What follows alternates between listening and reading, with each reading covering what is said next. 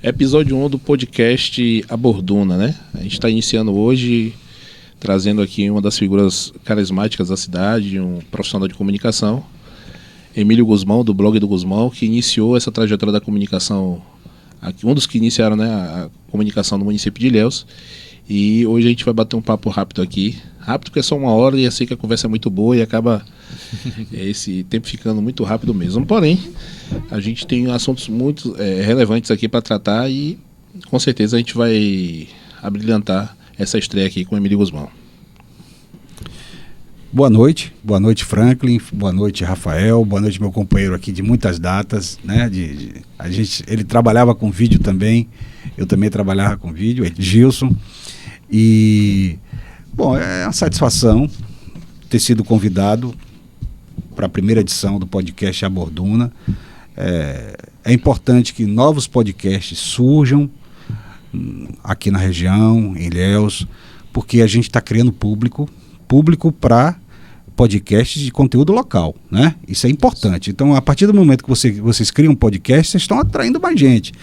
No início, logo de cara, assim, a família de vocês vai estar vendo, as pessoas mais chegadas, e isso vai crescendo, vai ganhando proporção.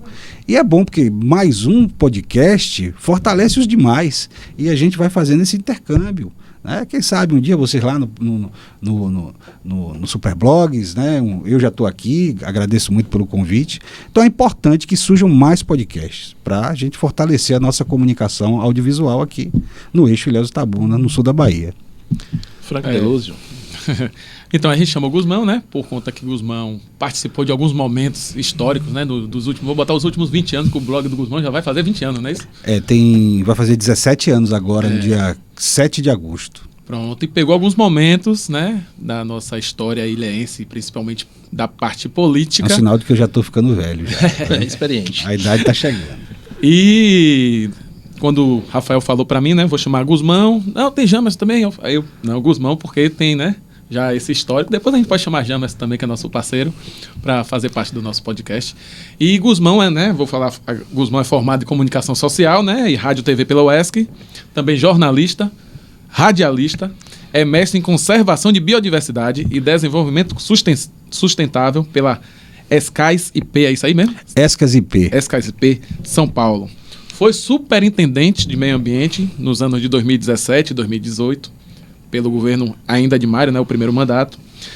E atuou em algumas emissoras de rádio, teve produtora de vídeos e há quase 15 anos, 15 não, agora é 17, né? Sim. Que ainda está 15 anos lá em cima. Comanda o blog do Guzmão. Um dos líderes, né, de conteúdo do sul da Bahia. O homem que, para mim, quando ainda estava que eu comecei com Em Bahia, acho que nem lembra, Em Bahia, mas não decolou. Aí um amigo meu, Paulo, falou, não, a gente tem que botar alguma coisa com o nome da cidade. Aí já deu uma melhorada.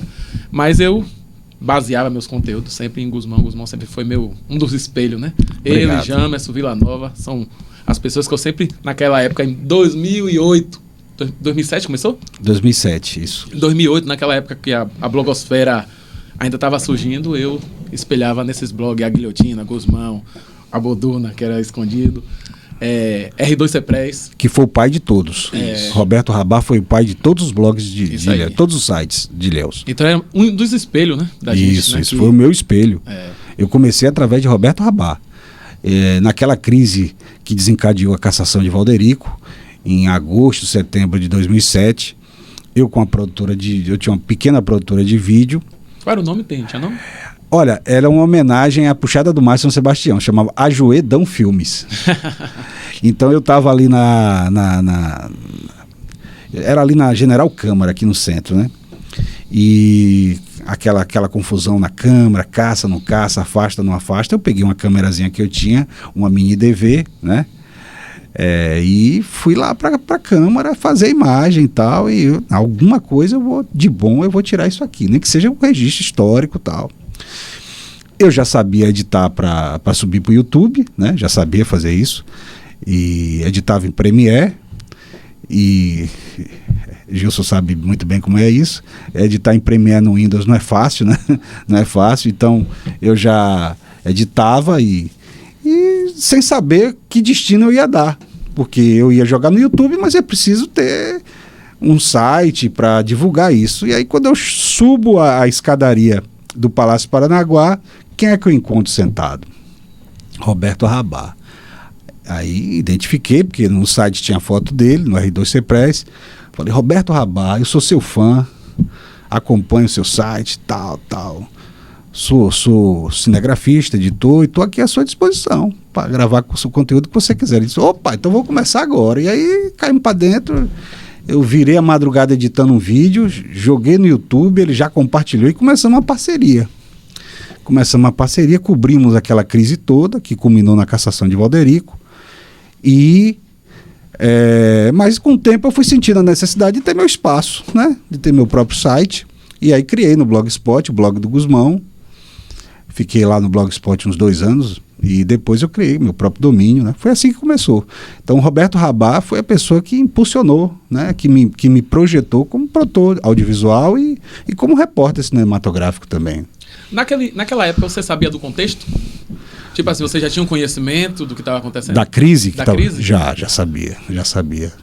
Eu sempre fui fissurado na política ilhéense. Eu sempre acompanhei os destinos da minha cidade, da cidade. Eu não nasci aqui, mas cheguei aqui muito novo, com 5, 6 anos, e sou cidadão ilhéense hoje, o título concedido pela Câmara, isso me orgulha muito, porque todo o meu trabalho é voltado para Ilhéus, né? Todas as minhas preocupações em relação ao jornalismo são voltadas para Ilhéus. Então eu sempre acompanhei, eu sabia do que estava acontecendo ali, sabia. Agora, aquela crise, a expectativa que eu tinha é de que a cidade fosse melhorar com aquilo, né? Mas na verdade foi uma grande enganação, né? Uma disputa pelo poder. O prefeito que entrou depois, Newton Lima, conseguiu ser até pior do que Valderico. Aí como é que você mede isso? As contas, a aprovação das contas no Tribunal de Contas dos municípios, né? Valderico teve pelo menos uma conta aprovada, que foi a do primeiro ano da gestão dele, e Newton todas foram rejeitadas pelo tribunal. Então, ali foi uma disputa pelo poder, né? Foi uma campanha de 8 meses, né? 8 meses, faltava 8 meses para a eleição, tudo acontecia de forma milagrosa. Isso. Salário pago em dia, Isso, toda uma situação que... Um mandato tampão, né, de mandato Newton. tampão, era isso. Tirando o paralelepípedo e colocando novamente para dizer que tinha obra na rua. E um trabalho de mídia muito bem feito, né, por Rildo Mota, que era o publicitário de Newton na época, e agora Ilhéus tem prefeito, né? E o feijão com arroz, aquilo surtiu efeito, né? Surtiu resultado, e Newton foi eleito com a votação, com a maior votação em termos proporcionais. Foram 51 ou 53? Parece 54, se eu não me engano. 54. Quem sabe número sempre que não erra nos números é Nasal, né? Nasal é que... Então, que é meu mestre, né? Que é um cara que eu me inspiro muito. Então, foi a maior proporção, foi a maior votação em termos proporcionais. Mas aquilo ali tudo, né? A cidade não conseguiu caminhar. Quando eu falo não conseguiu caminhar, eu falo em relação aos serviços públicos, né? Sim. Saúde, educação, né? Então a cidade continua a mesma situação, não evolui nesse sentido, né? Das políticas sociais. Acho que Ilhéus precisa de uma renovação? Olha, eu acredito que sim, mas a gente também não pode acreditar na renovação pela renovação. Não é qualquer nome novo que está preparado, né? A gente tem que ver o perfil desse nome. Às vezes a pessoa não é nova na idade, mas é nova no ingresso na política, né? Então está ingressando agora na política. Pode ser um bom nome. A gente tem que analisar caso a caso, né? Às vezes a experiência resolve, ajuda, mas às vezes a experiência é o atraso, é o próprio atraso, né? Então, a política de Ilhéus, ela precisa sim dar uma melhorada. Por exemplo, Mário foi uma renovação, né? Mário foi uma renovação, mas foi bom? Aí cabe muita discussão, né? Cabe muito debate. O meu critério para avaliação é sempre esse, é saúde, educação, transporte público, entendeu? Meu critério é esse, principalmente educação. Eu não acredito em governo que não investe na educação. Não acredito em governo nenhum que não faça um investimento maciço em educação. Porque a única chance das crianças, filhas de famílias menos abastadas, de atingirem um sucesso profissional, uma estabilidade profissional, ter uma vida digna, é por meio da educação. Então isso vai da creche, né? Então, da creche, pré-escola e vai por aí. Então, Ilhéus deixa muito a desejar. Eu tenho me chamado muita atenção de uns tempos para cá a estrutura das escolas municipais. É uma estrutura que deixa muito a desejar. Recentemente eu estive ali no Carneiro ali, que tem um mecânico que é meu amigo, que conserta meu carro, Fabiano, e eu estava olhando a estrutura daquela creche ali, daquela escola que virou uma creche ali na Rua do Carneiro, ali embaixo. Esqueci o nome da rua agora, eu tenho as fotos aqui, o nome da escola. Então são escolas de estrutura muito tacanha, sabe? Muito... Então, esses dias eu tirei fotos da escola Pinóquio no Malhado. Parece um caixote, né? Uma estrutura de concreto. Onde é que as crianças conseguem fazer recreação ali? É uma escola, né, que tem uma estrutura deficitária. Então, eu penso que nós da imprensa, a gente tem que começar a cobrar isso, né? Esse é o ano para a gente cobrar dos candidatos e das candidatas. Qual o projeto de educação que você tem para Ilhéus? Qual o projeto de saúde que você tem para Ilhéus? Né? E principalmente a educação. As nossas escolas municipais têm que ter um sistema de ensino tão bom quanto o Colégio São Jorge, o Colégio Vitória. A gente tem que cobrar isso. Os nossos professores têm que ser bem remunerados. Eu não lembro nunca de um governo em Ilhéus pagar 14º salário a professor, 15º, como alguns municípios já fizeram, quando sobra recurso do Fundeb, né? Então, assim, a gente tem que cobrar isso. Se a gente observar aí, o Kaique da Cia Ribeiro, por exemplo, sim, no início dos anos 2000 era uma escola modelo, né? No sim, município. Então, sim, meus filhos estudaram lá. E aí quando você vem hoje para o Kaique, tá caindo aos pedaços, a estrutura extremamente complexa até para o acesso à educação. E isso reflete muito na qualidade do ensino também, que às vezes o professor está ali fazendo um milagre muito grande, em um calor, em uma estrutura que pode estar desabando em cima de um aluno, ele tem que estar naquele ambiente para dar aula, para ter toda uma estrutura, que deveria ter toda a estrutura boa, para ele às vezes não tem. Realmente é um ponto que você tocou da educação, um ponto que você, inclusive, a gente vai trazer os candidatos, né, os prefeituráveis aqui, justamente para discutir o seu projeto de governo para o município de Ilhéus, não só para o servidor público, como para a população como um todo, né, porque a gente entende que isso tem que ser amplamente divulgado para depois você poder cobrar aquele que foi eleito, aquela que foi eleita, a gente poder cobrar isso. E a educação é um pilar importante na administração pública, a gente tem isso também. Sim, sim, sim. O que seria? Eu sou de uma família humilde, né? Meu pai foi comerciante, classe média baixa. Se não fosse educação, eu não teria tido a vida que eu tenho hoje, que é uma vida humilde, mas pelo menos eu tenho condição de educar adequadamente meu filho, né? Então, assim, eu e minha esposa, nós nos esforçamos para educá-lo. Então, mas o que nos deu isso, o que nos possibilitou isso foi a educação, foi o fato de eu ter estudado, o fato dela ter estudado também, que também é de família humilde. Então, eu acredito muito na educação. Eu sou um admirador de Darcy Ribeiro, entendeu? Dessas grandes figuras da história brasileira que foram expoentes na educação. Anísio Teixeira, Darcy Ribeiro, Leonel Brizola, que foi o maior construtor de escolas da história do Brasil, entendeu? Então eu sou admirador dessas pessoas. Eu acho que os políticos, os nomes que estão na política, eles devem se preocupar com a educação. E a gente da imprensa, a gente tem que cobrar isso. A gente tem que cobrar isso. Porque é a única saída. Eu já contei isso no Superblogs algumas vezes. Nos últimos 15 anos, assim, pessoas que nos ajudavam na minha casa com a limpeza, né? Mulheres humildes que ajudavam, tal, diaristas. Nesses 15 anos aconteceram 2 casos de pessoas que nos ajudavam que tiveram que mandar os filhos para fora porque estavam ameaçadas pelo tráfico, né? E nós até ajudamos para jovens que podiam morrer a qualquer momento. Foram dois casos, né? Então, o que é que eu penso? Se esses jovens tivessem tido as condições para estudar numa escola em tempo integral, que eu tenho defendido muito isso agora, né? Eu desejo que os candidatos assumam um compromisso com a escola integral. Foi o sonho realizado por Darcy Ribeiro e Brizola no Rio de Janeiro, né? Com os CIACs, né? Os CIEPs, que depois vieram Kaique, CIACs, né? Então, assim, eu aposto muito nisso, né? Eu acho que o filho de uma pessoa humilde, ele tem que entrar de manhã na escola, ficar lá, tem um ensino formal, à tarde, prática de esporte, reforço escolar, atendimento médico, atendimento odontológico. Então, eu acho que é isso. Por que não? por que não? O Estado está aí para ajudar as pessoas, para amparar as pessoas, porque o Estado precisa dessas pessoas, então precisa formar mão de obra, cidadãos qualificados.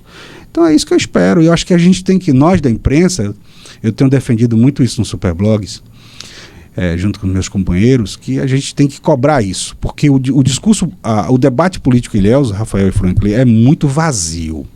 É muito vazio. Não tem projeto. Nós da imprensa, eu não digo nem vocês, porque vocês não digo vocês do podcast, apesar que Franklin já tem uma militância no jornalismo já de certo tempo. Mas, de uma maneira geral, nós da imprensa, a gente discute muito nomes.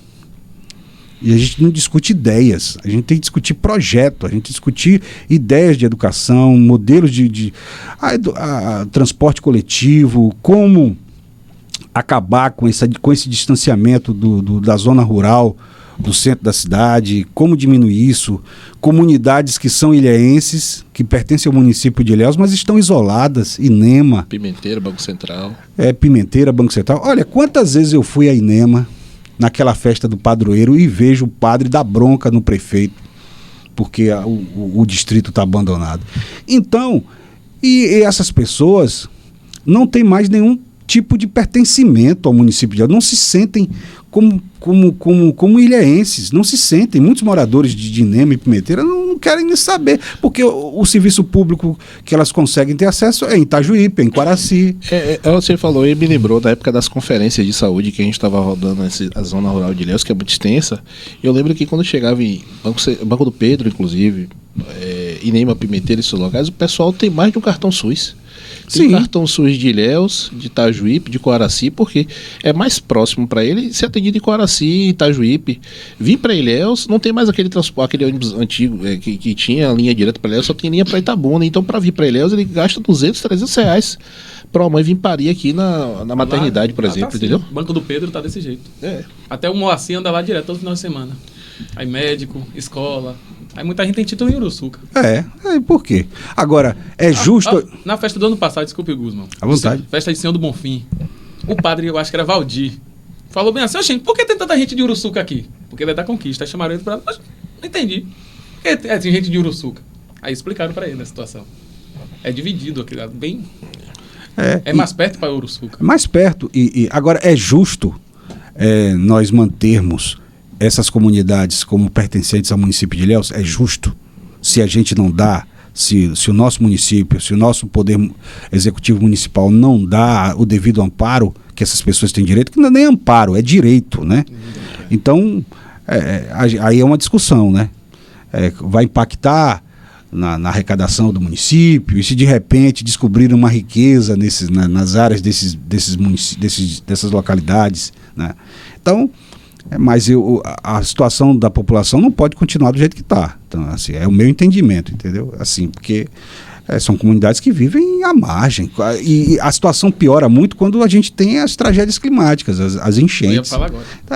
Eu estava em Sambaituba essa semana, eu perguntei a um colega meu, me diga uma coisa, mudou alguma coisa depois daquela inundação? Ele, tipo o quê? Ele, não teve nenhum projeto, uma contenção, aumentar o rio, sei lá. Ele, não, tá a mesma coisa. Eu falei, então vai ter inundação de novo, que lá vem Laninha de novo. Lá vem Laninha de novo agora no segundo semestre. Essa é uma preocupação que eu tenho também. Ilhéus, as tragédias climáticas no mundo todo estão ficando cada vez mais frequentes, né? Isso tem a ver com a alteração do clima, com o aquecimento global, que a gente está sempre debatendo, a mídia está sempre desmatamento e tal. Então Ilhéus tem que se preparar para isso também, porque Ilhéus está na iminência de acontecer uma situação muito pior do que já aconteceu, né? Porque vocês lembram de uma tragédia que houve em Santa Catarina, mais ou menos 7 anos atrás, que encostas desciam assim. Então, tudo bem que o solo é diferente daqui e tal, eram áreas mais desmatadas, né? Um tipo de bioma diferente que existia nessas áreas, mas a gente tem que cuidar disso, a gente tem que desenvolver. Chegou o período para a gente cobrar isso. PDDU, né? Isso. Um plano também, um plano de saneamento básico, porque mexe também com a questão do esgotamento pluvial, né? Da rede pluvial. Então a gente tem que discutir essas coisas. A gente tem em Ilhéus um terreno muito acidentado, né? Com Sim, muito morro. Sim. E aí, quando você fala do solo, a gente lembra, mas o solo aqui fica constantemente encharcado, né? Sim, você vê que sim. outro dia recente teve uma encosta que já estava na obra de contenção que desceu a obra junto com a encosta. Então, assim, o solo encharcado o tempo todo, sem um esgotamento sanitário, sem nenhum escoamento correto, pode causar uma tragédia em proporções muito grandes aqui, aliás, porque tem muita encosta em situação de risco aqui. A gente observa isso quando a chuva, por mais que se diga hoje que o centro da cidade alaga, mas que escoa rápido, mas e o morro? Como é que está esse escoamento lá no morro? É isso que Ilhéus tem uma tradição de construções de escadarias e isso quem começou fortemente foi Jabes, né? No primeiro governo dele, né? Projeto Vivo Morro, mas as obras de drenagem sempre é desejar, né? Sempre é desejar. Então, como é que a gente pode melhorar isso, né? A gente tem que entregar esse assunto e, claro, a gente não é só entregar, a gente tem que participar ativamente. Sim. Também, nem que seja para aprender, mas com os engenheiros, com as pessoas especializadas, um grande fórum, né? E o prefeito pegar o resultado dessa discussão, um projeto executivo, sei lá, e botar debaixo do braço, se não tiver dinheiro para fazer, ir atrás do governador. O Brasília, né? O Brasília, o projeto é esse aqui. A gente tem que, para melhorar a situação da cidade, a gente precisa disso. Então, é isso que eu não sinto, sabe? Eu vejo um debate muito pobre. E os problemas... Ilhéus é uma cidade média. Ilhéus não é uma metrópole. Pode até ser que, com o tempo, com essas obras, com essa questão do Porto Sul, né, que está previsto um crescimento populacional acelerado em Ilhéus, que Ilhéus vire uma cidade grande, né? Mas Ilhéus ainda não é. Mas nós temos os mesmos problemas, porque nós temos nós tivemos o azar de termos administrações muito ruins, né? Muito ruins. E eu acho que a nossa população, infelizmente, e eu me coloco como parte dela, a gente exige pouco, né? A gente tem sido... Porque o período eleitoral, Franklin e Rafael, ele tem servido, assim, eu como estou sempre cobrindo essas coisas, os processos eleitorais, eu acho que o cidadão simples, humilde, ele utiliza esse período para resolver as questões mais emergenciais dele, né? O exame que está precisando fazer, a casinha que está precisando melhorar.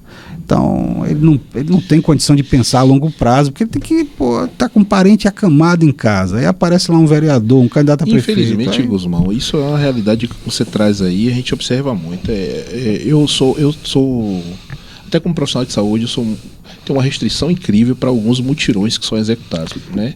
Mutirão é quando você produz o resultado do mutirão é interessante momentaneamente, só que ele mostra uma fragilidade do poder público em cima de ações que deveriam ser permanentes. É porque a assistência não é efetiva. Não é efetiva. E aliado a isso, chega faltando 8, 9 meses para a eleição, aí aparecem grupos diversos, né?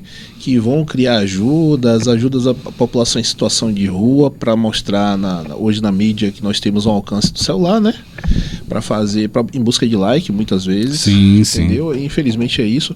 E outros tanto tendo acesso a essas marcações de exame, acesso a atendimentos médicos e facilitando, de certa forma, para a população que precisa. E o pessoal se sente grato por isso e acha, não, eu estou me sentindo importante agora porque a pessoa trouxe isso para mim.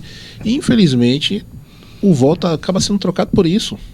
E passa a eleição, acaba. Tem pessoas que você vê criando ações que você acha, se essa ação continuar vai ser importante e tal, e de repente passou a eleição, a ação acabou. Atos proféticos, quer ver? Vai terminar a eleição, não vai ter carnaval, aí vai ficar aquela dificuldade de fazer um Réveillon.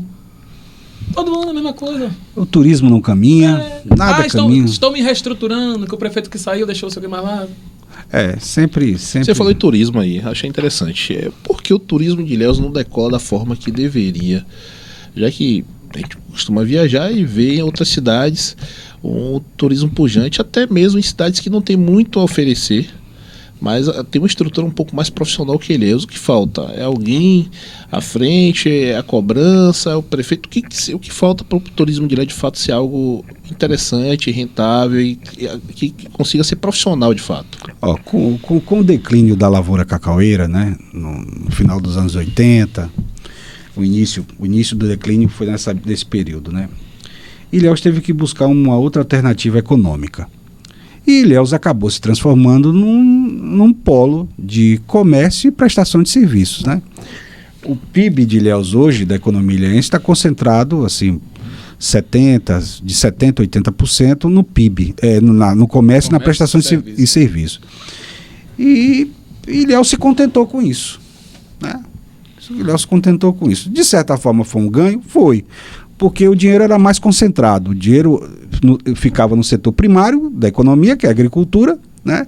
E mais concentrado. Poucas pessoas tinham acesso, né? Hoje, no comércio e prestação de serviço, muitos trabalhadores do comércio, muitos trabalhadores da prestação de serviços, supermercados, farmácias, né? Clínicas. Ilhéus é um polo de saúde hoje, né? Itabuna mais forte do que Ilhéus, mas Ilhéus também é. Então houve uma certa pulverização. Não que a concentração de renda tenha acabado, não porque isso é um fenômeno do Brasil, né? Sim. Então, mas foi pulverizado mais um pouco. E Ilhéus se contentou com isso, né? E os governos passam e não resolvem, não fomentam o turismo, né?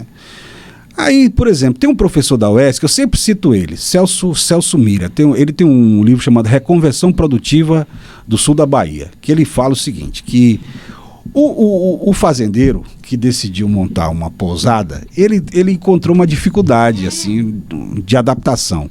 Porque com o cacau, ele vendia a safra antes mesmo de ter amêndoa ensacada, né? Então ele já vendia lá e tal, recebia tal. Com a pousada é mais complicado, porque ele tem que atender bem, né? Tem que deixar o hóspede muito satisfeito, porque o turismo vive muito do boca a boca. Olha, eu fiquei numa pousada lá e gostei e tal. E o trabalhador, o fazendeiro que teve que se adaptar, não consegue fazer isso bem.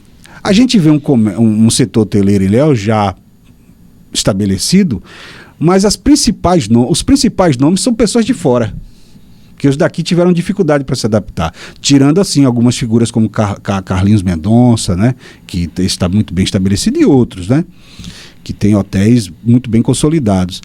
Então, mas assim, Ilhéus como encontrou a prestação de serviço e o comércio como saída, então Ilhéus se acomodou, né?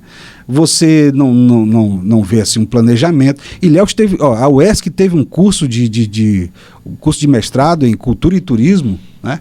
Que acabou, mas que pouco contribuiu também, né? Então, por quê? Porque os governos não procuravam esses pesquisadores para fazer um intercâmbio, né?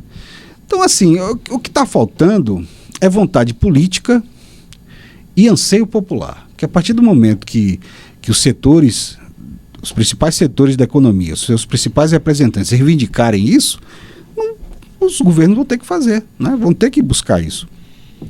Então, Porto Seguro, por exemplo, quando você olha Porto Seguro não teve alternativa, a não ser o turismo. Não teve, porque olha onde está Porto Seguro, do ponto de vista geográfico, né? Tá, mas a BR-101 passa aqui por Eunápolis e ela é recanteada. Se não fosse a história do descobrimento, o que seria de Porto Seguro, né? Então, investiu pesadamente nisso, tem um turismo que é melhor do que o de Ilhéus, né? Profissional, né? Mas Ilhéus nem se inspira, nem, né? Isso é bem parado. A situação, por exemplo, nós temos o nosso secretário, nosso atual secretário de turismo, gente. A pessoa não aparece na secretaria. E isso vai se arrastando. Então, de fato, quando você fala Porto Seguro não tem metade do que Ilhéus pode oferecer, né? Essa semana teve uma polêmica envolvendo um blogueiro, sim, um digital influencer que fez uma postagem falando sobre Ilhéus, inclusive foi amplamente replicado por alguns algumas plataformas aqui no município. Eu achei ruim essa imagem, porque acaba você multiplicando algo que, embora a gente saiba, a gente não quer vender isso, né? A gente quer vender um Ilhéus bonito, um Ilhéus que consiga atrair mais pessoas. Então a gente, em vez de você publicar um vídeo falando mal sobre a cidade, talvez seria interessante você mostrar as belezas da cidade. Foi um que falou que tinha máfia do Uber Ilhéus. Máfia do Uber Ilhéus, isso. Vila Nova também comentou bastante. Ele é de fora, né? De fora, isso. Ele é até... Apareceu que vende um produto. Ele disse: o que eu vendo em Ilhéus é um determinado hotel. Isso é ruim para a imagem da cidade, porque de fato a gente sabe que a gente tem muito que melhorar, mas quando a pessoa chega aqui em Ilhéus e passa, tem outros digital influencers que você vê que tem vídeos aqui em Ilhéus que são fantásticos, mostrando a cidade como um todo, mostrando o turismo, a parte do centro histórico da cidade, mostrando também as fazendas de cacau, que hoje já está no roteiro de vários, né, navios que chegam aqui em Ilhéus, vão para essas fazendas. Isso é importante, porque até pegando um pouco da ponga da novela, você... Agora sim, você chega aqui no centro da cidade e procura um suco de cacau. Você não tem um local de referência para dizer, o suco de cacau daquele local, a referência, um dos melhores, né? Você tem o quibe do Nassib, né? Sim, sim. Mas você não tem o cacau. Que suco de cacau é esse? Onde eu vou encontrar? O chocolate hoje, Ilhéus já consegue fazer, trazer um cacau de qualidade, né? Premiado internacionalmente. Sim, sim. Que é conhecido por muitos, Brasil afora, que é pouco conhecido pelos ilhéenses. A gente não tem um acesso muito fácil ao chocolate de qualidade dentro da cidade do cacau. Então, também são contradições muito fortes em relação ao que se apresenta, né? A gente não tem, por exemplo, o mercado de chocolate no centro. A gente precisa ter um mercado do chocolate no centro, do chocolate gourmet, desse chocolate com mais teor de cacau, com mais percentual de cacau. Eu até dei uma ideia simples assim, é só uma ideia, entendeu? Por que não pegar o prédio da União Protetora, né? O município desapropria, dizem que não há nem documentação sobre a titularidade daquele prédio, mas tenta ver, investiga, desapropria, abre uma licitação e entrega a iniciativa privada sobre determinadas condições e estabelece ali um mercado do chocolate, né? Ali na 2 de julho, ao lado do Bataclan. Será que não vai dar certo? Pode dar certo, é só uma ideia, entendeu? Outros prédios, a gente está perdendo. A civilização cacaueira deixou um legado importante, né? A gente vive, o nosso turismo está alicerçado em praias e na cultura da civilização cacaueira. A novela está aí, a obra de Jorge Amado. Então, a gente precisa, uma forma de a gente fazer perdurar isso uma das formas é o nosso patrimônio histórico, que foi o que a civilização cacaueira, os coronéis do cacau deixaram. Tudo bem, era um modelo expropriador, trabalho semi-escravo, sim, isso é uma visão ideológica que eu concordo, sim. Mas a gente não pode abrir mão disso, a gente não pode perder nosso patrimônio histórico. Então, quando eu vejo o prédio da União Protetora, né? Quando eu vejo o Grupo Escolar General Osório, grupo escolar, né? Daquele jeito, naquela situação, quando eu vejo o Palácio Episcopal lá, abandonado, e outros prédios, né? A nossa catedral, que não é um prédio tão antigo assim, né? Como os outros primeiros que eu citei, mas assim, tá feia a catedral daquele jeito. A catedral, a catedral bonita, parece que ela irradia uma energia positiva por todo o centro da cidade, né? Quando a gente passa e vê a catedral, reformaram a praça, mas não fizeram um convênio com a diocese para pintar a catedral, para reformar, para algum tipo de melhoria ali. Então assim, nossa autoestima anda muito em baixa, sabe? A gente precisa, eu tô muito pessimista em relação à cidade, muito pessimista. O Guzmão atualmente já pensou em entrar na política para tentar, porque a gente precisa de pessoas novas, de pessoas boas, pessoas que tenham ideais, tenham ideologias para fazer algo diferente, né? E já puxa para estar afiliado a algum partido? Eu já fui filiado ao PT, saí em 2008, depois eu entrei na Rede Sustentabilidade, saí em 2020, mas o caminho da política partidária é muito difícil, Em primeiro lugar, você tem que ter dinheiro, né? Você tem que ter dinheiro para você é uma receita que Antônio Carlos Magalhães recomendou ao neto. Dedique-se apenas a isso. Né? Então, dedique-se apenas à política. Então, tem que se dedicar à política. E você precisa ter dinheiro para você continuar cumprindo seus compromissos, cuidando de sua família. Então, é difícil você conciliar, né? E, além de tudo, assim, a gente vê a política de Ilhéus não é só de Ilhéus, eu cito Ilhéus porque Ilhéus é o meu ponto de partida. Eu observo o mundo a partir de Ilhéus. Então, quando vai Ilhéus, a política de Ilhéus está muito viciada. Então, essa coisa de comprar lideranças, né? Então, tudo isso...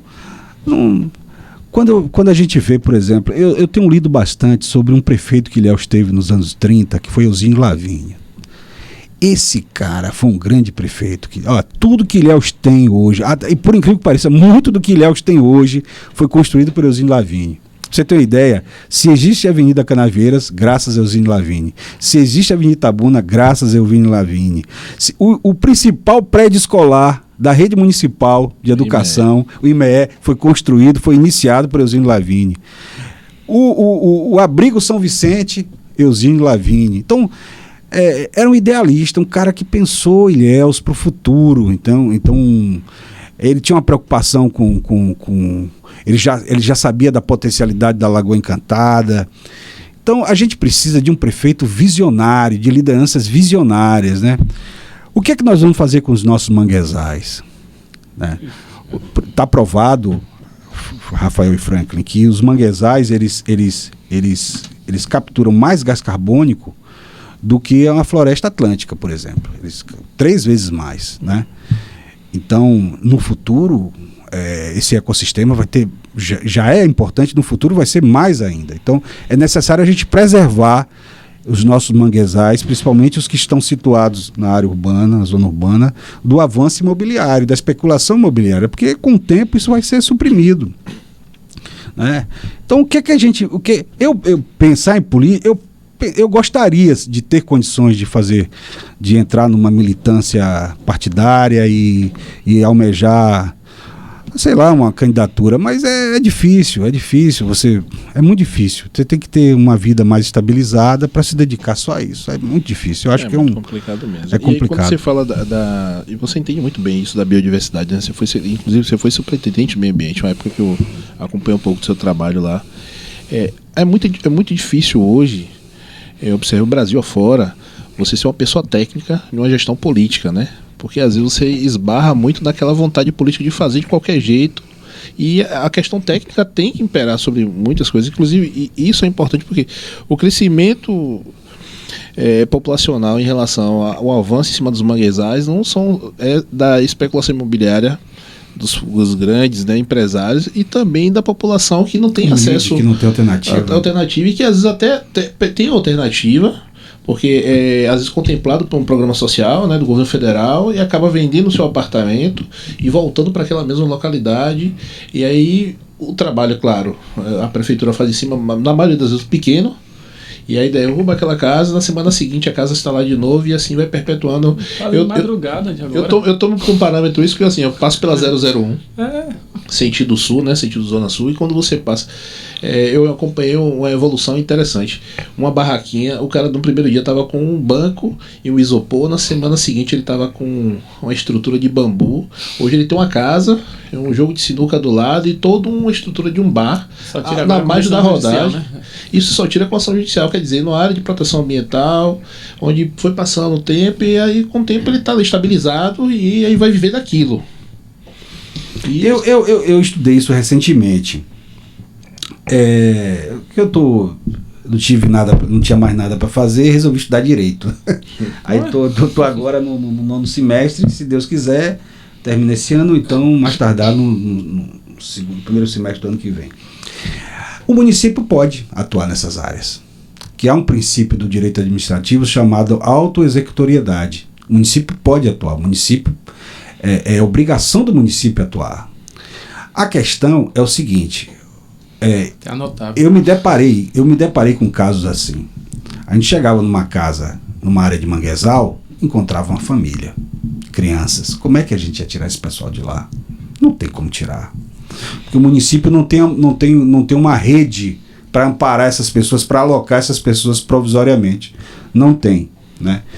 E isso surge um exemplo aqui, outro exemplo ali, e vai massificando, né? Voltando quando eu fui para a superintendência, eu fui muito questionado quando eu assumi, porque como é que pode um blogueiro, né? Um blogueiro superintendente de meio ambiente, não entende nada de meio ambiente. Teve até um vereador que depois chegou até a ser preso, Tarcísio Paixão, que disse assim: Guzmão não sabe nem o significado, não sabe nem diferenciar fauna e flora, não sabe diferenciar. Então, foi preso com essa questão aí da Câmara, né, os problemas da Câmara. Passou um tempo em prisão preventiva. Eu ficava olhando, só que eu tinha terminado de fazer um mestrado na área, eu estava cheio de ideias, né, tal. O meu mestrado na área ambiental, mas a minha pegada era jornalismo ambiental, né? O meu tema da dissertação foi jornalismo ambiental. Eu trabalhei como a imprensa de Ilhéus e da região cobriu o Porto Sul, né? Então, claro que nesse percurso eu me apropriei de alguns conceitos, eu estudei, eu li bastante e fiquei conhecendo mais o tema.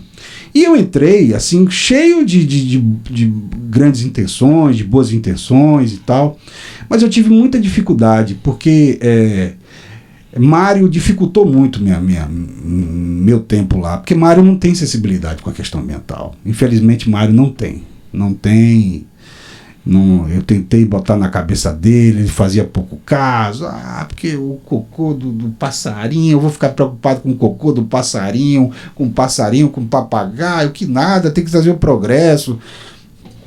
E essa ideia de progresso é uma ideia equivocada, porque o progresso serve para poucos, né?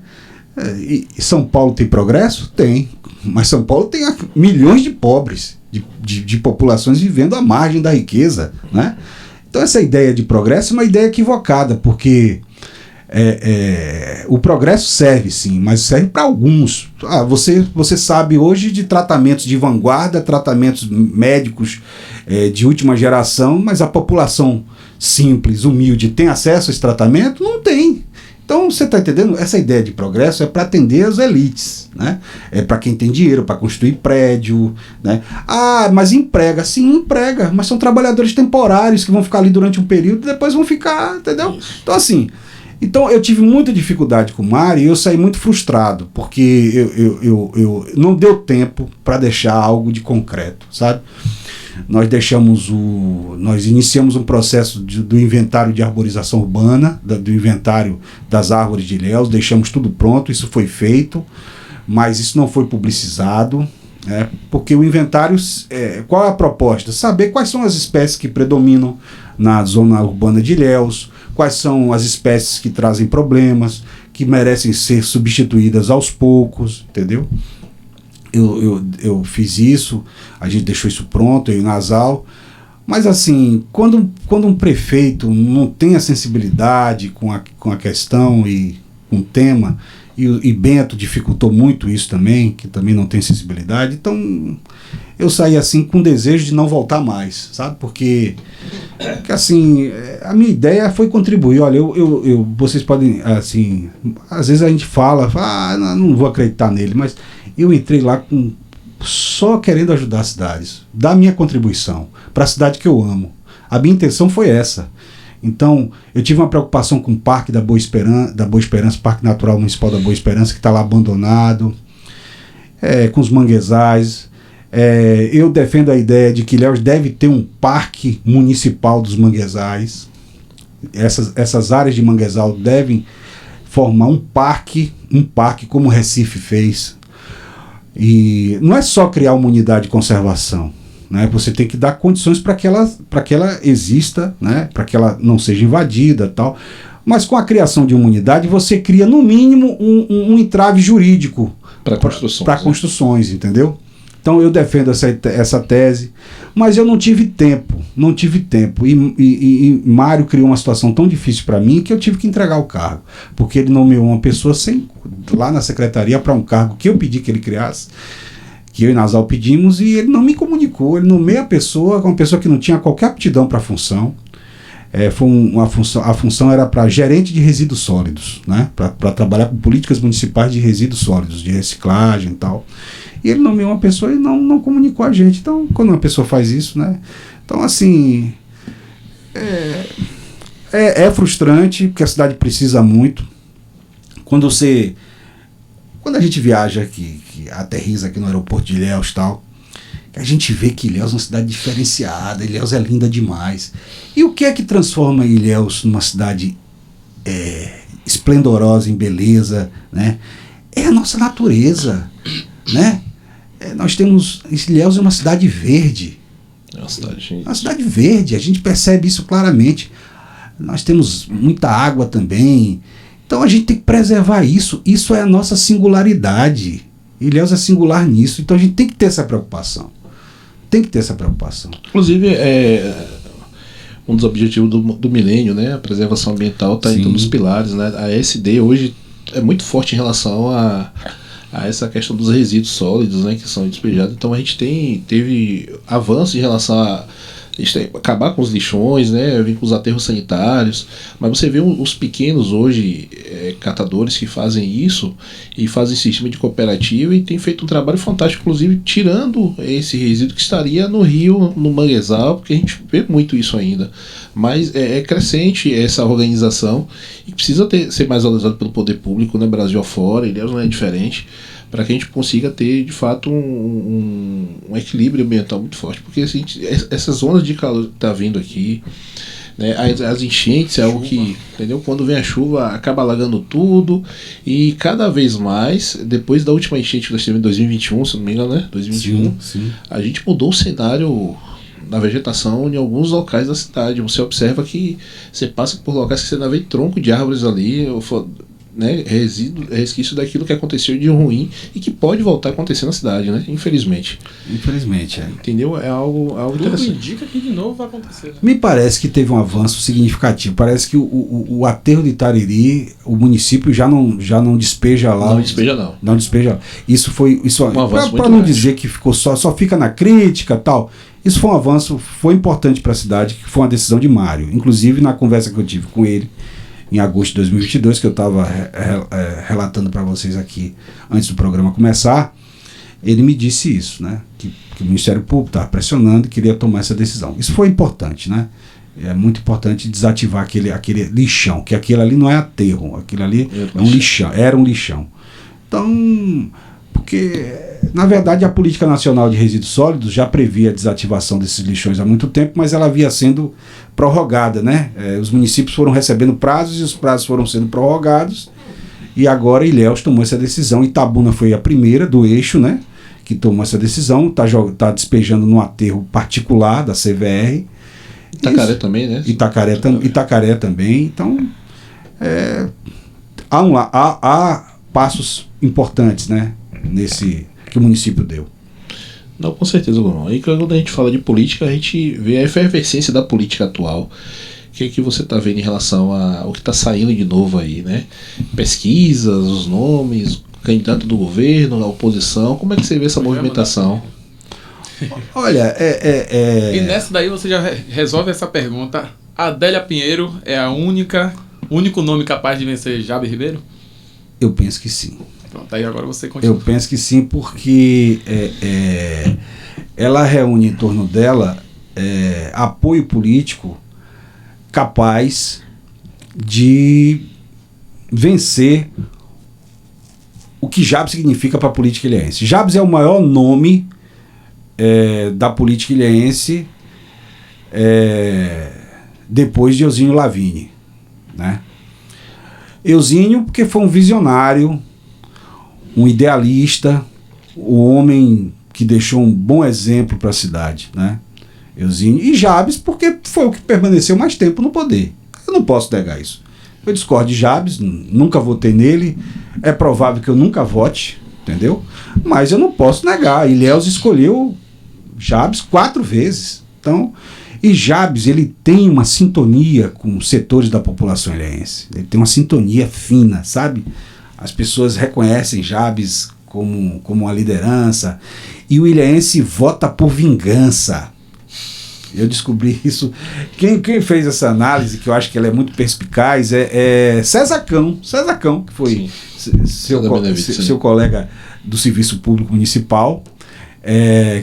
Acho que ele já está até aposentado. Né? Isso, o pai já foi beneficiado. César Cão costuma dizer isso, que o ilhéense vota por vingança. Então, se Antônio Olímpio não vai bem, o principal adversário dele, eu vou votar no principal adversário dele. Não é porque é bom, não, é porque é por vingança. Aí a gente voltando aí pensando agora é a mesma coisa. Então depois que Jabes estava no governo ruim, o pessoal por vingança voltou no que estava sendo perseguido, que era o Valderico. E isso vai. Agora, Mário está encerrando o governo mal, né? Muito, com 68% de ruim e péssimo, segundo a pesquisa de novembro do ano passado. Sim. Que tiveram outras, mas não foram divulgadas. Consumo interno. Consumo interno. Essa foi de Gasparetto, essa foi Nasal que contratou. A gente divulgou lá no Superblogs. E ele tá com 68% de ruim e péssimo. Então o governo está encerrando, está finalizando de maneira vexatória, né? Então o ilhéense vai lá e não. O ilhéense não reconhece Valderico Júnior como uma principal alternativa a Mário. Valderico não conseguiu se consolidar como o principal nome da oposição. Aí o que é que o pessoal vai lá? O pessoal vai Jabes. E interessante que o pessoal de Ilhéus começou a mencionar Jabes como um voto de vingança a Marão, sem Jabes se apresentar. É interessante isso. Olha, Kaká fazendo campanha, pré-campanha, andando nas comunidades. E o pessoal perguntava a Kaká, cadê Jabes? Cadê Jabes? Aí foi Kaká que chega para Jabes, ele disse isso no Superblogs. Olha, não é minha vez não, é a sua vez agora. Então é isso. Eu assisto o Superblogs e eu vi Jabes falando, né? Se a situação, a base do governo não se organizar, a oposição em Ilhéus leva com mais de 70%. Você analisa da mesma forma?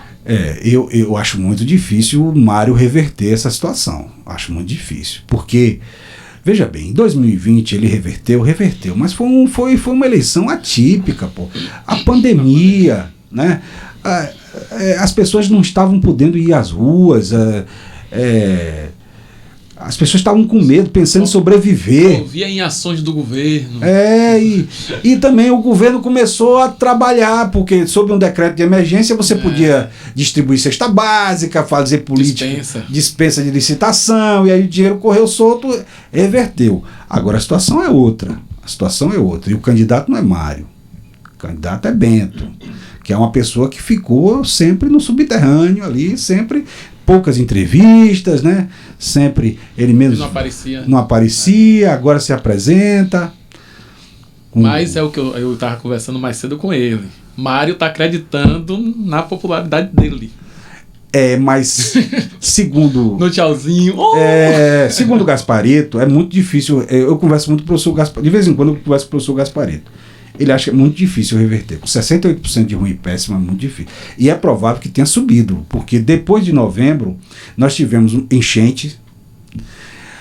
Não sei se vocês viram, vazaram vídeos aí de Marão, fizeram uma montagem, Marão assistindo Renascer, e aquilo ali desencadeou uma no dia que de insatisfação. Estava assistindo, teve uma chuva.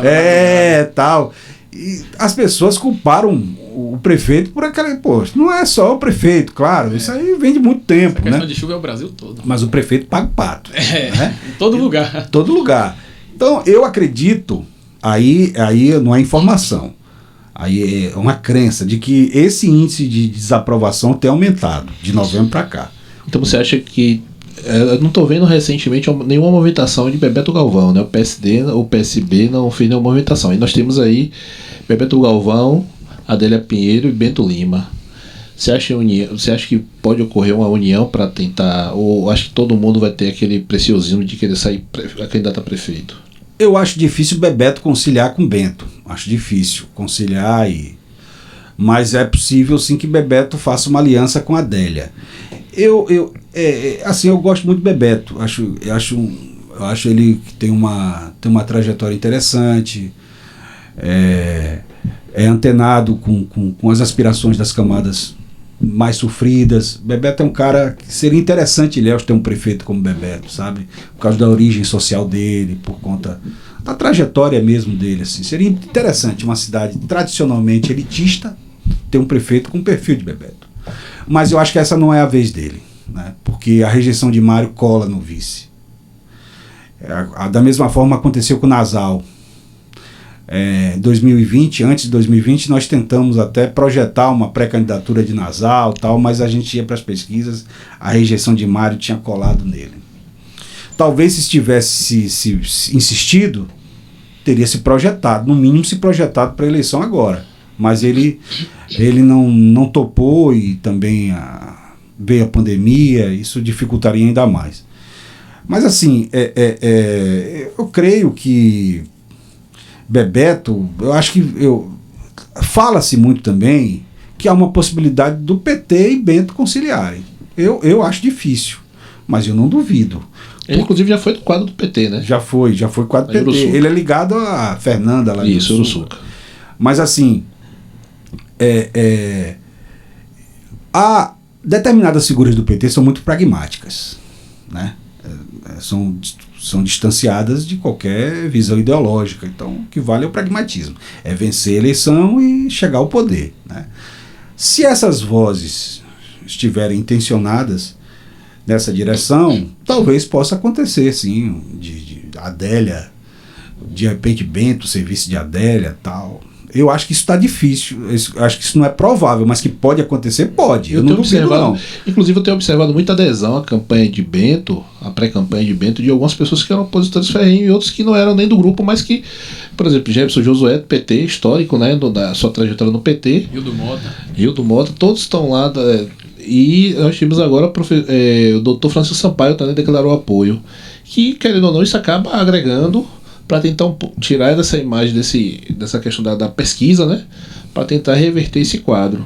E aí, daqui para frente, a gente sabe que vai ser algo interessante. Até o dia 16 de agosto, né, tudo pode acontecer. Isso. E aí, a gente, não só o Superblog vai chamar lá, como a gente vai convidar aqui também para esse pessoal vir, porque a gente quer ouvir nesse baralho político que vai acontecer na cidade. Acho que vai ser importante, vai ser um movimento. E aí, como você falou no início do programa, um público novo para uma plataforma nova, né? Isso. Eu pude colaborar lá em 2008 com alguns blogs, e na época o blog fazia uma matéria no dia falando de um determinado secretário. No dia seguinte o secretário estava exonerado, porque todos os departamentos da prefeitura ou de outros departamentos públicos, não só da prefeitura como também do estado, acessavam o blog do Guzmão, acessavam o Sarrafo na Madrugada, né? Sim, o Contique, o Tribuna da Bahia, todos eram muito bem acessados, né? E isso era importante porque trazia uma dinâmica muito boa para a política. Agora o podcast está trazendo isso, porque recortes do Superblog, eu assiduamente estou assistindo, são replicados em larga escala, e essas falas são importantes porque tem trazido reflexão de muita gente que tem acompanhado isso mais de perto, entendeu, Franklin? No dia 25, o professor Reinaldo assumiu o Mobiliza, o PMN 33, né? Sim. Junto com Hildo. Sim, historicamente saiu do, né, militante histórico, saiu do PT. Hoje, agora, o presidente do PMN não é mais o professor Reinaldo, é Cíntia Cardoso Matos. Alguém conhece aí? Não. É porque foi na segunda, eu conversei com o Reinaldo e falei que estava inativo por decisão do partido, uma decisão lá da estadual. Reinaldo falou que desconhecia. E hoje, agora, de noite mesmo, eles nomearam Cíntia, tiraram da diretoria, no caso, né? Reinaldo e Hildo. E botou Cíntia como presidente, Diógenes Matos Filho, tesoureiro, e secretário Sofia Matos Neves. Ou seja, essa é a nova comissão provisória do PMN. O PMN é o estadual e da Massarola, né? É nacional, né? Nacional. É nacional. Esse movimento pode ser um movimento até de sair da base de Mário. A gente tem que saber quem são essas pessoas agora. Na verdade, faltou algum entendimento aí, né? Que não chegaram ainda ao entendimento. Segundo algumas informações... Mas isso pode ser revertido de uma hora para outra de novo. Lucas Paiva agora também declarou apoio a Jabs, né? O grupo de Jabs. Teve essa fala lá. PR... Eu acho. Jabs está trazendo muito furo, né? Jabs está muito bem informado. Como sempre, né? Jabs é muito bem informado dos bastidores da política. O que está me atrapalhando ultimamente é essa coisa do curso, sabe? Do direito. Eu tenho tido pouco tempo para fazer apuração e tal. Mas Jamerson dá conta do recado. Muito bem, por sinal. Mas assim, voltando à questão municipal, você falou sobre que Bento tem recebido apoio e tal, mas é a máquina, né? A máquina atrai, né? A máquina... Mas eu acho que é um erro acreditar que a máquina é infalível. A máquina perde a eleição direto, Ilhéus. Direto, né? E, sobretudo, quando o prefeito está mal avaliado. Então, eu acho que, com certeza, nós teremos uma mudança. Assim, mudança não significa mudança, necessariamente não significa mudança para melhor, né? Sim. Mas nós vamos ter uma alternância de poder em relação a grupo político, né? Isso aí eu não tenho dúvidas disso, porque acho muito difícil, Mário, emplacar Bento. E essa alternância de poder, Ilhéus, é interessante, né? Você tem Jabes, que sai do poder, e aí entra Newton Lima, que tinha como seu vice Marão, que depois concorreu com a professora Carmelita, saudosa Carmelita, e aí perde a eleição em Valderico. Sim. Hoje vem um filho dele, quer dizer, essa alternância do poder continua ainda muito nesses grupos que dominam, né? Por sobrenome ou não, a cidade, né? Continua, né? E agora você vê que Jabes, né? Continua no... Sim, sendo ele a pessoa Jabes que... continua como referência, né? E Jabes te desafiou mesmo? Desafiou. Sério que era fake news? Não, ele... Que Valderico Júnior vai ser o vice. Foi assim, esse caso foi assim. Não sei se eu tenho tempo ainda para contar, mas foi mais ou menos, foi assim. Nós batemos um papo, que eu sempre falo que no Superblogs a gente não faz entrevista, a gente bate papo, né? Sim. Então nós batemos um papo com Augusto Castro, prefeito de Itabuna, e no final ele chamou a gente para jantar naquele restaurante ali na do Júlio Maróstica. E nós fomos, né? E tal, e quando a gente tava lá, assim, já tinha meia hora mais ou menos, aí chega Jabes, a esposa dele e o irmão, John Ribeiro. Aí Jabes se aproxima da mesa, cumprimenta Augusto Castro, cumprimenta Rosivaldo Pinheiro, que é secretário de governo de Itabuna, cumprimentou Tiago Barra, secretário de comunicação, mas não falou com Jamerson, não falou comigo e cumprimentou Chicó de maneira muito fria. Aí eu cheguei para Jabes e falei assim: professor, não vai falar comigo, professor? Aí Jabes, alterado, disseram que ele tinha tomado uns uísques, umas doses de uísque lá na reinauguração do Ilhéus Praia Hotel. Jabes alterado: Guzmão, você é mentiroso. Ele tá puto comigo porque eu publiquei que ele queria tomar o PL. E é uma informação do PL. E eu liguei para ele, ele não me retornou, entendeu? Ele não retorna, ele não fala mais comigo, entendeu? Porque Jabes gosta da imprensa cativa, da imprensa que fala bem dele, que coloca ele lá em cima. Ele não gosta da imprensa crítica. Jabes começou a fazer política em Ilhéus quando tinha Jornal da Manhã, Diário da Tarde, Rádio Cultura, Rádio Santa Cruz, Rádio Baiana.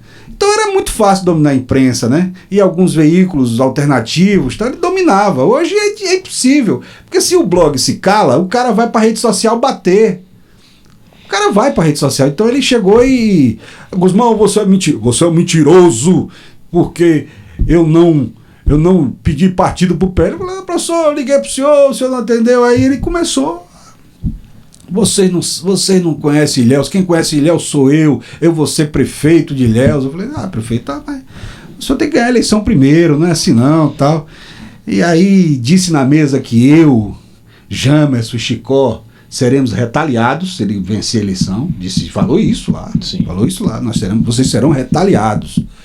E aí eu falei, mas eu levava para brincadeiras, né? Porque eu não vou brigar com Jabes, né? Não vou brigar não brigo com ninguém. Mas eu fui levando a brincadeira, e aí a gente foi puxando a discussão. Eu falei assim: esqueça, Valderico não será seu vice. Eu aposto 30 mil reais com você. Aposta aqui agora, vamos apostar aqui agora. Eu falei: não, então eu não vou apostar não. Mas eu aposto um jantar aqui no Maróstica, eu só com 2 garrafas de vinho só. Porque aí no outro dia... mas ele criou uma situação tão difícil na mesa. Porque quando ele estava conversando com a gente, a esposa dele, Adriana, ficava Jabes, com medo dele perder completamente as estribeiras, entendeu? Ela ficava tentando puxar ele, puxar. Mas ali a gente foi acalmando, então ele deu uma garguelada em Jamerson. chegou a machucar um pouco. Não escoriou, mas chegou a machucar um pouco o pescoço de Jamerson, entendeu? Deu uma, assim, aquela brincadeira. Né? Aquele tipo de brincadeira que parece que não é agressiva, mas tem um tom de agressividade. Você sabe aquela coisa assim? Então, ele foi apertando ali, a gente foi levando na brincadeira tal. Aí ele não teve clima nem pra jantar. E aí você foi antes ou depois daquela matéria que você soltou, que já disse que é governar de Salvador? Hã? Foi antes ou depois da matéria que você soltou? Sim. Já disse que é governar de Salvador. Foi antes. Não, a matéria foi antes. O prefeito remoto. Isso. O prefeito remoto, E aí no outro dia eu soltei que ele fez a aposta, que ele queria apostar comigo, não fez porque eu não aceitei. Mas também não sei se ele tava blefando, não sei, no calor do uísque, né? Não sei. Mas só sei que ele me ligou, pediu para colocar. Não, mas lembre-se que eu falei que eu posso. Agora, interessante, né? Valderico pode ser vice dele, mas ele não pode ser vice de Valderico, né? Porque ele é maior do que a política. Jabes é maior do que a política, né? Valdir Pires, ex-governador da Bahia, foi vereador por Salvador no final da trajetória política dele. Foi vereador, né? E Jabes não pode ser vice-prefeito de Ilhéus, porque ele é maior do que a política, porque é o Rei Sol, né? O Rei Sol é o Rei Sol. Então, aí ele me liga e diz, eu acrescentei na matéria, mas aí ele não fala mais com a gente. A gente quer trazer ele aqui, porque assim, é um ícone da política também, e a gente quer trazer justamente porque assim, eu quero perguntar ao ex-prefeito Jabes Ribeiro por que Jabes Ribeiro é considerado o terror do servidor. E essa é uma pergunta polêmica, porque assim, eu quero ver como é que se sairia nessa questão, porque assim, quando você toca em qualquer nome hoje, isso é uma questão que é uma constatação hoje. Qualquer nome da política ilhéense que você toca para o servidor municipal, ele prefere votar nesse outro candidato, qualquer que seja, do que votar no ex-prefeito Jabes Ribeiro. E como é que se constrói essa questão tão negativa em relação ao servidor?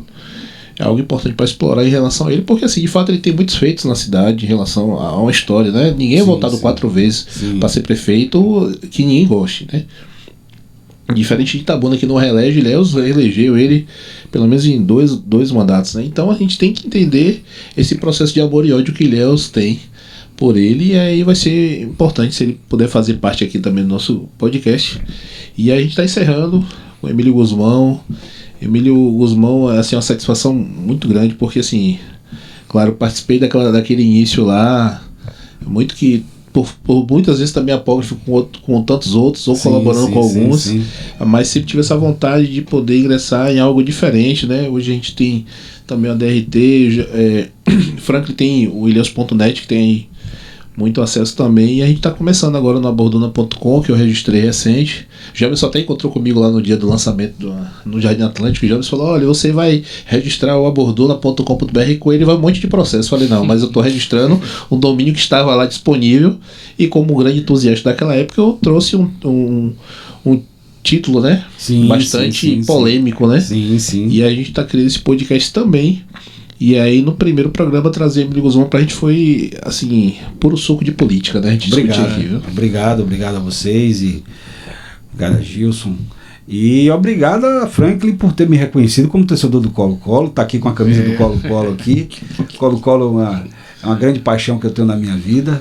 Eu sou corintiano e colo-colense, mas eu vou dizer para vocês, assim, o Corinthians para mim, esse dia eu tava fazendo analogia, né, com o que é o Corinthians para mim? O Corinthians é meu avô, é meu pai, é meu filho, né? A gente é muito significado, significa tudo, né? Quase tudo na vida. O Corinthians futebol para mim é uma coisa muito importante, muito importante. Então assim, e o que é o Colo-Colo? O Colo-Colo é aquele filho que merece mais cuidados. Aquele filho que tem dificuldades na vida, que tem algumas dificuldades que é normal na vida de qualquer criança, de qualquer jovem, mas de vez em quando ele surpreende, né? Ele surpreende, brilha e deixa recordações que jamais nós esqueceremos. Então o Colo-Colo, quando eu vejo Colo-Colo, é essa emoção que eu tenho de ver um filho com dificuldade brilhando, né? Rompendo todas as dificuldades, vencendo obstáculos. Então o Colo-Colo para mim o Colo-Colo para mim é o uniforme mais bonito de todos os clubes de futebol. Eu acho que, claro que nasceu com Boca, é uma inspiração no Boca Juniors, né?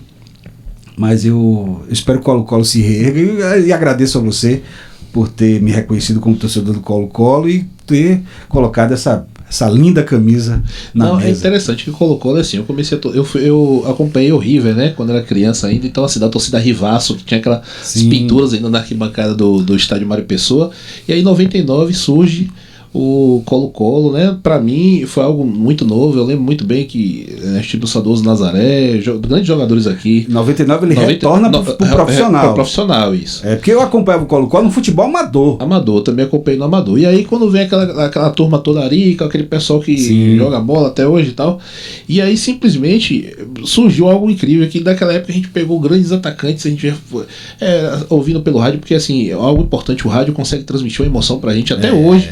Eu ainda consigo assistir o jogo pela TV e ficar ouvindo pelo rádio.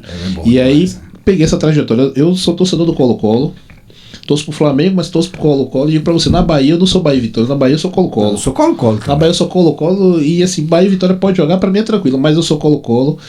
Torço para que o Barcelona também leve o nome de Ilhéus adiante. Acho que é importante a gente ter agremiações que façam parte desse, até porque os domingos ficam diferentes, mesmo com o Barcelona tá lá jogando, a gente vai torcer também, mas a torcida de coração eu tenho pelo Colo-Colo. Acompanhei todos os jogos da trajetória 2006, 2007, quando caiu a gente estava lá acompanhando também, e é muito bom ver que temos outros torcedores também do clube, e a gente espera que o clube possa retornar e fazer história, continuar fazendo história, né?